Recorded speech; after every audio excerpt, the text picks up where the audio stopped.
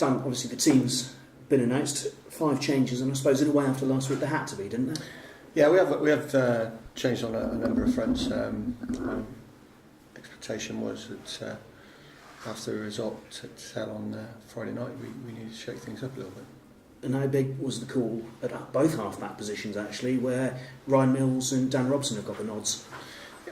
We've we've had a little bit of a rotation policy with our nines anyway, and obviously with Ryan playing so well against the week previously, we thought that he deserved to get a run as well. But just Freddie's there on the bench, and he'll play some part in the game, no doubt. And how significant is it that Mike Tyndall returns not only to the side but as captain, because obviously all that experience there, and James Hudson captained the team last week, he's pretty experienced, but I suppose Mike just brings something else, does he?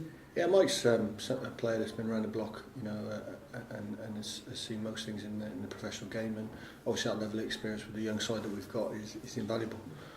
So Mike captains the side 6 weeks and gets the armband. And I mean, because he's on the coaching team as well, is there an extra insight into what you all want that he's able to sort of help communicate that on the pitch better? Yeah, it's Mike's that link between the playing side and the coaching side while he's still playing, and obviously what we hope is that message is clear and amplified by the coaching staff through the week and then carried on to the pitch. So with somebody such as Mike carrying that message.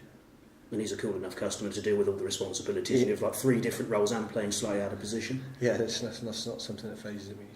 Anybody that knows him quite well he's a very laid-back character off the pitch, and he can cope with that kind of that pressure quite easily. What have you worked on this week to avoid a repeat of last week? Because obviously nobody wants that to happen again.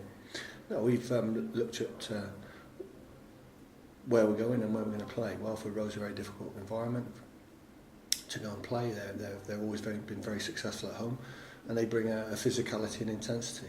That's what we've got to go out and match. If we need to put a performance in, and that performance needs to come back on our accuracy and our execution, but back that up with a level of intensity and a level of physicality that Leicester will certainly bring. In a way, is it a good game to have? Because you know what's going to happen in terms of what they're going to throw at you. Yeah, they're obviously always a handful, Leicester, and they play in a certain style. They have a very strong tradition, and you know what's coming. And as I said, that to the fore of that is physicality and intensity. Obviously, there's a mid-Six Nations break. How much easier does that make it for the likes of Matt Kvesic, who've got a full week with you and are able to sort of know the whole game plan across the week and be in the starting 15? Yeah, like boys that come back from England, if they're not involved with the senior side, they're desperate to play. So to have those boys around and to spend a significant amount of time with us during that training weeks is valuable for us, but also valuable for them because they're desperate to play. And Leicester, looking at them, all right, they've got a few out injured, but they've not had many kept back with the England side. Obviously, you're without Johnny and Billy, but they're only missing Dan Cole. That says something, doesn't it?